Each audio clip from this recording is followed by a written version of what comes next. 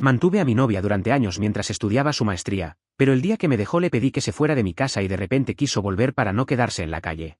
Llevo 3 noches durmiendo casi nada, dando vueltas en la cama mientras del otro lado de la pared duerme tranquila la persona que me dejó. Sí, me dejó ella, y sin embargo es ella la que duerme y yo el que no, en mi propia casa, escuchándola respirar a través del tabique y preguntándome cómo llegué hasta acá. Tengo 27 años y esta casa donde no puedo dormir es lo único que de verdad siento mío en el mundo. La heredé de mi abuela cuando falleció. Pasé en ella casi todos los veranos de mi infancia, están las marcas de mi estatura en el marco de la puerta de la cocina, y todavía hay rincones que huelen a ella si uno se pone sensible. Mi abuela me crió media vida entre estas paredes. Aprendí a andar en bicicleta en el patio del fondo, hice la tarea del colegio en la mesa del comedor, dormí 1000 siestas en el sillón donde ahora duermo cuando no soporto estar en mi cuarto. Cuando murió y me dejó la casa, sentí que me dejaba un pedazo de sí misma para que lo cuidara, y eso es lo que he tratado de hacer. A esa casa, hace 4 años, traje a mi novia. Se llama Serena, tiene 26, y estuvimos juntos esos 4 años, los últimos 2 viviendo bajo este techo. Cuando se mudó conmigo no hubo grandes cuentas ni búsqueda de departamento, porque yo ya tenía dónde, y para mí compartir la casa de mi abuela con la mujer que quería fue de las cosas más naturales y más felices que hice. Y al principio todo iba bien, muy bien, diría. Ella trabajaba, yo trabajaba, repartíamos las cuentas, cocinábamos juntos los domingos, y la vida dentro de esa casa era exactamente la clase de vida tranquila que yo siempre había querido tener. Por eso me cuesta tanto entender cómo terminamos donde terminamos. Pero hace un tiempo ella tomó una decisión que yo apoyé al 100%. Decidió dejar su trabajo para hacer una maestría a tiempo completo. Su licenciatura no le estaba abriendo ninguna puerta, llevaba tiempo estancada, frustrada, mandando currículums que no contestaba nadie, y la maestría era su forma de salir de ese pozo. Me pareció perfecto. Le dije que adelante, que yo me hacía cargo de todo mientras ella estudiaba. Y quiero dejar una cosa absolutamente clara, porque sé que esto va a sonar a reproche y no lo es. Nunca, ni un solo día, me molestó mantenerla. Ni una vez sentí que ella fuera una carga. Yo quería apoyar sus metas. Estaba orgulloso de ella, orgulloso de que se animara a empezar de nuevo, de que peleara por algo mejor en lugar de quedarse quejándose. Cuando uno quiere a alguien, sostenerlo mientras construye su futuro no se siente como un sacrificio, se siente como un privilegio. Así lo viví yo durante un buen tiempo. Pagaba la comida, los servicios, los gastos de ella, sus materiales de estudio,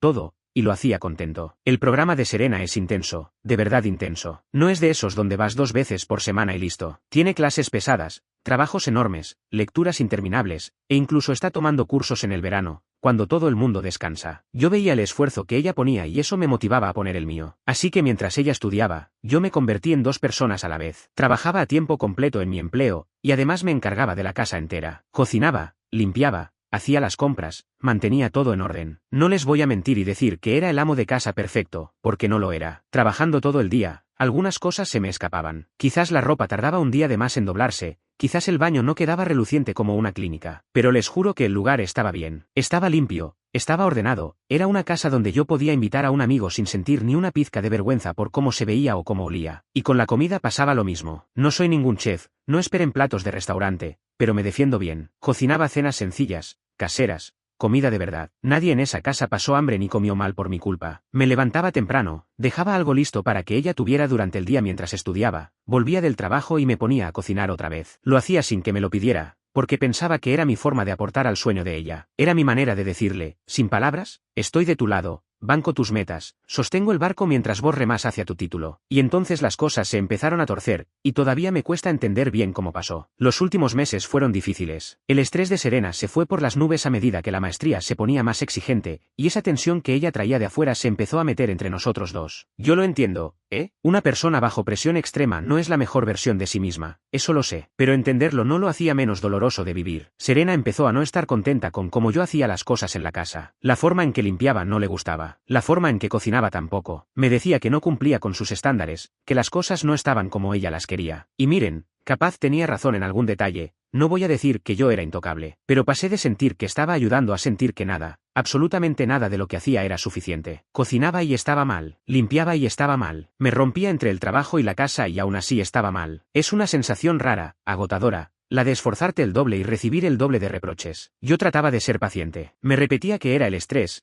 que era la maestría, que cuando ella terminara todo volvería a la normalidad. Me mordía la lengua muchas veces. Pero uno aguanta hasta que deja de aguantar, y un día las cosas llegaron a un punto que no se pudo sostener más. Tuvimos una pelea grande, de esas feas, donde se dicen cosas que venían guardadas hace meses. No les voy a dar el detalle porque tampoco lo recuerdo entero, fue más una explosión que una conversación. Y al final de esa pelea, Serena me dejó. Ella lo dijo. Ella tomó la decisión, ella terminó la relación. No fui yo, y eso, aunque parezca un detalle, es la pieza central de todo este lío, porque cambia por completo quién le debe que a quién. ¿Saben qué es lo más raro? Que dolió mucho, pero también sentí algo parecido al alivio, porque hacía meses que no nos hacíamos felices. Vivíamos como dos compañeros de cuarto que se reprochaban cosas, no como una pareja. Y yo pensé, con tristeza pero con cierta lógica, que si ya no nos hacíamos bien, entonces ¿cuál era el sentido de seguir? Tal vez lo mejor era cada uno por su lado. Esa noche dormí en el sillón, en el mismo sillón donde dormía la siesta de chico, y por primera vez en mucho tiempo no me dormí con un nudo en el pecho. Me dormí triste, eso sí,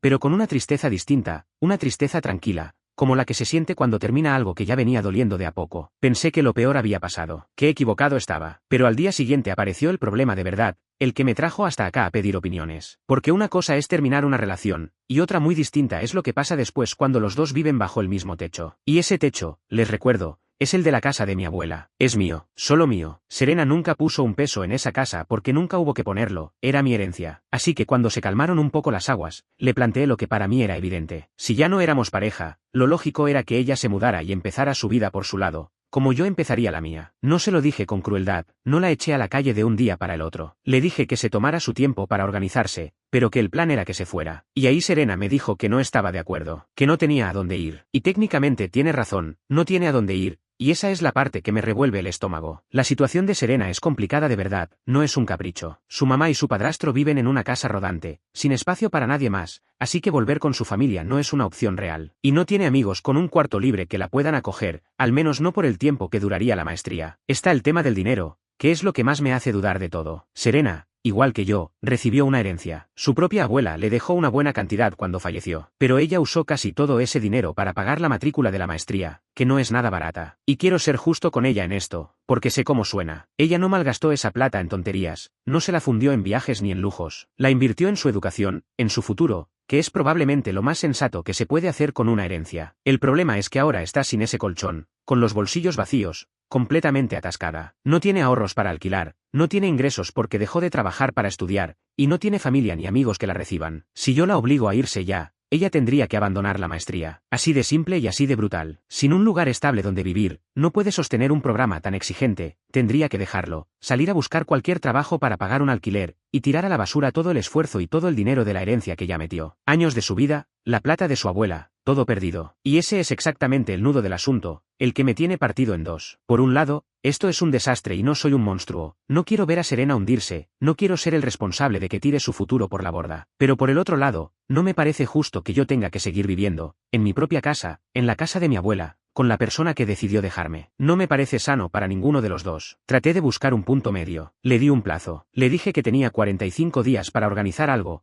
para encontrar una solución, una habitación, un préstamo, lo que fuera. Y quiero que sepan que 45 días es más de lo que me corresponde dar. Me informé, y legalmente, en una situación así, solo estoy obligado a dar 30 días de aviso. Le di 15 días extra de mi propia voluntad, porque entiendo su situación y no quiero ser cruel. Pensé que con eso quedaba claro. Pero unos días después de darle el plazo, Serena cambió el tono por completo. De repente ya no hablaba de mudarse. Empezó a decirme que quería arreglar las cosas, que tal vez nos habíamos apresurado, que el estrés de la maestría la había hecho actuar mal, que quizás lo nuestro tenía arreglo y valía la pena intentarlo de nuevo. Y eso es lo que me tiene tan confundido, lo que no me deja dormir. Yo debería estar feliz de escuchar eso. La persona que amé durante 4 años me dice que quiere volver, y en teoría es lo que cualquiera querría oír. Pero algo no me cierra, porque ese cambio de corazón no llegó cuando me dejó, ni los días siguientes. Llegó justito, después de que le puse el plazo para mudarse. Después de que le quedó claro que se tenía que ir y que no tenía a dónde. A mí no me suena a amor que renace. Me suena a pánico. Me suena a desesperación de alguien que hizo las cuentas, se dio cuenta de que sin mí no tiene plan, no tiene casa, no tiene maestría, no tiene nada, y entonces decidió que tal vez si me quería después de todo. No la odio, ni siquiera estoy enojado, que es lo raro. Pero no me puedo sacar de la cabeza la sospecha de que volver conmigo no es lo que ella quiere, sino lo que ella necesita para no quedarse en la calle. Y vivir con esa duda, en este limbo, no le hace bien a nadie. Así que escribo esto porque ya no confío en mi propia cabeza, y necesito ordenar lo que siento antes de hacer algo de lo que me arrepienta. Lo único que tengo claro es que el reloj de esos 45 días ya empezó a correr, y que cada día que pasa en esta casa con ella se siente más pesado que el anterior. Actualización 1. Vivir con tu ex después de una ruptura, sabiendo que hay una fecha en la que se tiene que ir, es una de las cosas más incómodas que me tocó atravesar, y llevo apenas unos días en esto. No saben lo raro que es compartir una casa con alguien sabiendo que hay un reloj corriendo, que en poco más de un mes esa persona ya no va a estar. Cada gesto cotidiano se carga de un significado que antes no tenía. Cruzarnos en la cocina, decidir quién usa el baño primero, esas cosas mínimas, ahora pesan. Muchos de los que leyeron me escribieron preguntando si Serena había encontrado algo concreto, algún lugar para mudarse, o si solo estaba pidiendo tiempo con palabras. Y la respuesta honesta es que, hasta ahora, no la vi mover un dedo para buscar dónde ir. No vi que llamara a nadie, que mirara alquileres, que preguntara por una habitación. Lo único que hizo fue insistir, de maneras distintas, en eso de que quería arreglar las cosas. Lo cual, para serles franco, me confirma un poco la sospecha que ya traía. La dinámica en la casa cambió de una forma que no me esperaba. Antes, cuando éramos pareja y yo la mantenía, ella se quejaba de cómo yo cocinaba y limpiaba. Ahora, de golpe, Serena empezó a cocinar, empezó a limpiar, empezó a hacer las cosas que durante meses me reprochó hacer mal. Un día llegué del trabajo y la cena estaba lista, la casa ordenada, todo impecable. Y en lugar de sentirme cuidado, sentí un escalofrío raro, porque esa no era la Serena de los últimos meses. Esa era una Serena haciendo méritos. Me paso el día tratando de descifrarla, como si fuera un acertijo, y eso es agotador. No sé cómo leer cada gesto, esa es la pura verdad. Si me sonríe, no sé si es cariño o estrategia. Si cocina, no sé si es amor o currículum. Vivir así, midiendo cada movimiento del otro, es una forma rara de tortura. Una parte de mí quiere creer que es genuino, que de verdad se dio cuenta de lo que perdía y está poniendo de su parte. Pero la otra parte, la que hace cuentas, no puede ignorar que todo este cambio arrancó el día que le puse el plazo. Si ella de verdad valoraba lo que yo hacía, ¿por qué se le ocurrió demostrarlo justo cuando su techo estaba en juego y no antes? Esa pregunta me persigue, y todavía no tengo la respuesta. Actualización 2. Serena por fin hizo algo concreto, y no van a adivinar qué fue, porque a mí me descolocó por completo. Ya estábamos como a la mitad del plazo cuando pasó. Yo esperaba que el movimiento fuera a buscar dónde mudarse, pero no. Lo que hizo fue ir a hablar con la coordinación de su maestría para averiguar si existía alguna forma de conseguir alojamiento para estudiantes o algún tipo de ayuda económica. Volvió de esa reunión bastante apagada, porque al parecer no había nada disponible para ella, o nada que pudiera resolverse en el plazo que teníamos. Las listas de espera eran largas, las ayudas ya estaban asignadas, y todo apuntaba a que ninguna solución institucional iba a llegar a tiempo. Los que me preguntaron si esto significaba que estaba buscando una salida por su cuenta, les cuento que yo también lo interpreté así al principio, y hasta me sentí aliviado. Pensé que por fin estaba asumiendo que se tenía que ir y buscando cómo hacerlo sin abandonar el estudio. Pero después, hablando con ella, entendí que no era tan así. Ella no buscaba un lugar para irse de mi casa. Buscaba una forma de no tener que irse de ningún lado, de sostener la maestría sin moverse, y la opción de quedarse conmigo seguía siendo, en su cabeza, la mejor de todas. Y ahí fue donde se me empezó a aclarar un poco el panorama, aunque no me gustó lo que vi. Porque una persona que de verdad quiere reconstruir una relación, primero arregla la relación y después ve dónde vive. Serena parecía estar haciéndolo al revés. Primero aseguraba el techo, y la reconciliación venía como el medio para conseguirlo. No digo que no sienta nada por mí. Sería injusto afirmar eso. Creo que me tiene cariño. Creo que hay algo real. Pero también creo que ese cariño se volvió mucho más urgente y mucho más visible justo cuando se quedó sin opciones. Lo de la maestría sigue ahí, en el fondo de todo, pesándome la conciencia. Porque por más vueltas que le dé al asunto del amor verdadero o el pánico, el hecho concreto es que si la echo, ella pierde su futuro. Y no sé si moralmente puedo cargar con eso, aunque legalmente no le deba nada. Compartir la casa con ella en este estado es agotador. Hay un cariño viejo flotando, hay rencor reciente, hay culpa, hay sospecha, todo mezclado, los dos pisando con cuidado para no romper algo que ya está roto. Actualización 3. Por fin tuvimos la conversación que veníamos esquivando durante semanas, y salió de todo menos lo que yo esperaba. Fue hace pocos días. No fue una pelea, y eso ya es una novedad. Fue una charla larga, de noche, sentados a la mesa de la cocina, sin gritos, sin portazos, hablando de verdad por primera vez en mucho tiempo. Le pregunté, sin rodeos, mirándola a los ojos, por qué ahora quería arreglar las cosas, cuando hace unas semanas no veía la hora de terminar. Le dije que no quería herirla, pero que necesitaba entender el cambio, porque para mí no tenía sentido. Una persona no pasa del desamor a las ganas de volver en cuestión de días, salvo que algo más esté empujando ese cambio. Y le pedí que fuera honesta, aunque la honestidad doliera, porque a esa altura mentirnos no nos servía a ninguno de los dos. Y ella me dijo cosas que no esperaba escuchar. Me dijo que la maestría la había consumido tanto que había empezado a verme como un obstáculo, como una fuente de tareas y de culpa, y no como su compañero. Que descargaba en mí todo el estrés porque yo era el único que tenía cerca. Que cuando me dejó, lo hizo desde el agotamiento, no desde el desamor, y que al verme tan aliviado de que se terminara, se dio cuenta de lo mal que me había estado tratando. Eso me pegó fuerte, no lo voy a negar, porque sonaba honesto. Sonaba a una persona que de verdad se sentó a mirar para adentro y reconoció sus errores. Y reconocer que uno trató mal a alguien no es fácil, requiere humildad, así que una parte de mí quiso abrazarla y decirle que empezáramos de nuevo, que dejáramos atrás los meses feos y volviéramos a ser los de antes. Y por un momento dudé de toda mi teoría del pánico. Capaz estaba siendo injusto, capaz ella sí me quería y yo me había construido una historia cómoda donde yo era la víctima y ella la interesada. Pero entonces le hice la pregunta que importaba. Le pregunté si querría volver conmigo aunque tuviera otro lado donde vivir y la maestría asegurada. Y dudó apenas un segundo, pero dudó, antes de decir que sí. Y esa duda, ese segundito, me dijo más que todo el discurso anterior. Los que me preguntaron en los comentarios si yo todavía la quería, la respuesta es que sí, una parte de mí todavía la quiere, y por eso esto es tan difícil. Si no sintiera nada, la echaría sin culpa y listo. El problema es justamente que me importa, y que no sé si lo que ella siente por mí es de la misma clase que lo que yo siento por ella, o si es la necesidad disfrazada de amor. Me quedó dando vueltas una pregunta que ninguno de los dos supo responder esa noche. ¿Nuestra relación era mala de verdad,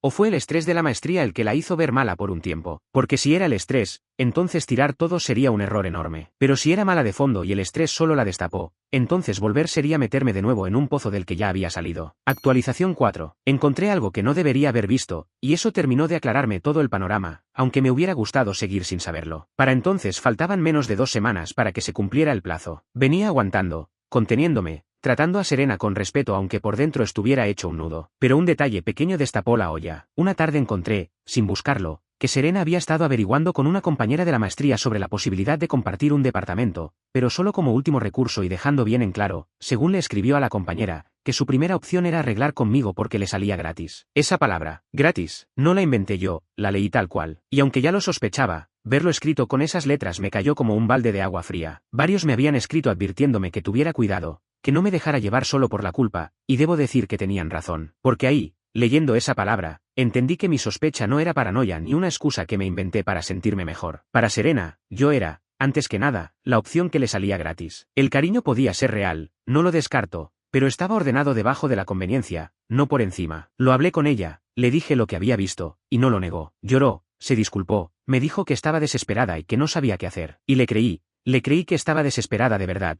porque su situación era objetivamente angustiante y cualquiera en su lugar lo estaría. Pero ahí, viéndola llorar, me cayó la ficha de algo que no había querido ver en todas esas semanas de darle vueltas. No hay ninguna opción en esto que no tenga un costo. Si la echo, cargo con su maestría perdida. Si la dejo quedarse, cargo con una relación construida sobre la conveniencia de ella. Si vuelvo con ella, nunca voy a saber si me eligió a mí o al techo de mi abuela. Cada camino me cobra algo. No existe la salida limpia, no existe la opción donde yo quedo bien parado y con la conciencia tranquila. Esa fue la noche en que dejé de buscar la decisión correcta, porque entendí que no había ninguna correcta, solo decisiones con distintos precios. Y me tocaba elegir cuál precio estaba dispuesto a pagar. Actualización 5. Tomé la decisión, la que vengo masticando desde el primer día, y sé que va a dividir opiniones, pero es la única con la que puedo dormir tranquilo. Decidí mantener mi postura. Serena se va a mudar cuando se cumpla el plazo. No vamos a volver. Llegué a esto después de mucho pensar, y no desde el rencor, sino desde algo más sereno. Me di cuenta de que aunque le diera más tiempo, aunque incluso intentáramos volver, yo nunca iba a poder mirarla sin preguntarme si estaba conmigo por amor o por necesidad. Esa duda iba a envenenar cualquier cosa que intentáramos. Y una relación que arranca con esa sospecha clavada en el centro no es una relación, es una rehén de las circunstancias. Pero, y esto es importante, no la mando a la calle a morir. Tomé una decisión intermedia que me deja la conciencia en paz. Le dije que se mudara, sí,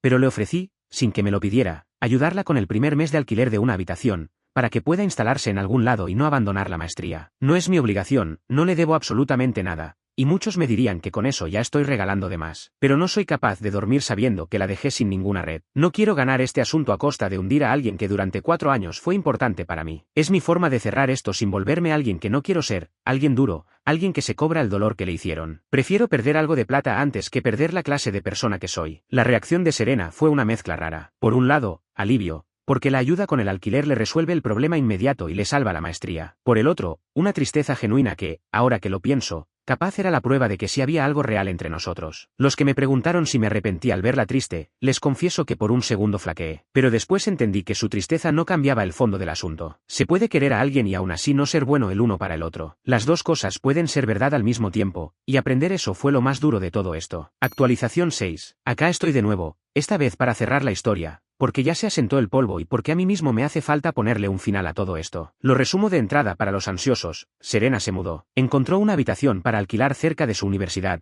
compartiendo con 2 estudiantes más, y yo cumplí con lo que ofrecí y le pagué el primer mes. No siguió con la maestría desde mi casa, pero tampoco la abandonó, que era lo que más me pesaba. Sigue estudiando, sigue en su programa, y por lo que se le está yendo bien. Sobre la relación, la respuesta es que terminó, de verdad esta vez, y en buenos términos. No hubo reconciliación, no volvimos, pero tampoco quedamos como enemigos. Nos escribimos de vez en cuando, mensajes cortos, ella me cuenta cómo va con el estudio, yo le deseo lo mejor, y lo digo en serio. Es raro, porque no es ni el amor de antes ni el odio que uno esperaría de una ruptura. Es otra cosa, más tranquila. Casi como dos personas que compartieron un tramo del camino y después agarraron rutas distintas. Supongo que con el tiempo esos mensajes se van a ir espaciando hasta desaparecer, como pasa siempre, y un día vamos a ser dos desconocidos que alguna vez se quisieron. Y está bien que sea así. No todo el mundo con el que compartís años tiene que quedarse para siempre. La casa de mi abuela volvió a ser solo mía, y esa es la parte más agridulce, porque ahora que estoy solo en ella, la siento más grande y más silenciosa. Me costó volver a verla como mi refugio y no como el escenario de todo este lío, pero de a poco lo estoy logrando. Los primeros días solo en la casa fueron extraños,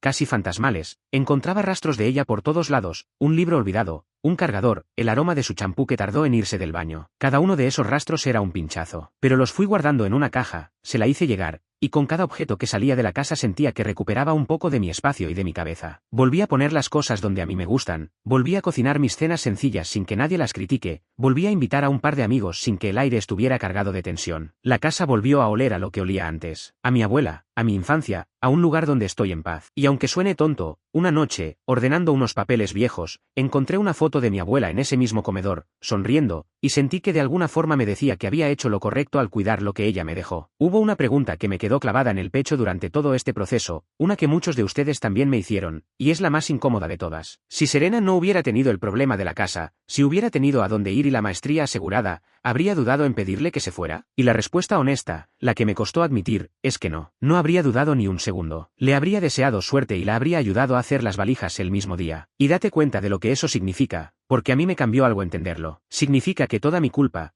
todo mi tormento de estas semanas, no venía de dudar si todavía la amaba. Venía de no querer cargar con su ruina. Lo mío nunca fue duda sobre la relación. Fue miedo a ser el malo de su historia. Y con esa claridad, por fin, puedo cerrar esto. No volví con alguien por lástima, no me convertí en el villano que dejó a una mujer en la calle, y no permití que la culpa me hiciera tomar una decisión que no quería. Hice lo que pude, ayudé hasta donde me pareció justo, y solté el resto. Serena va a estar bien, va a terminar su maestría, va a rehacer su vida. Y yo me quedo en la casa de mi abuela, solo, sí, pero entero, que es exactamente como necesito estar para empezar de nuevo.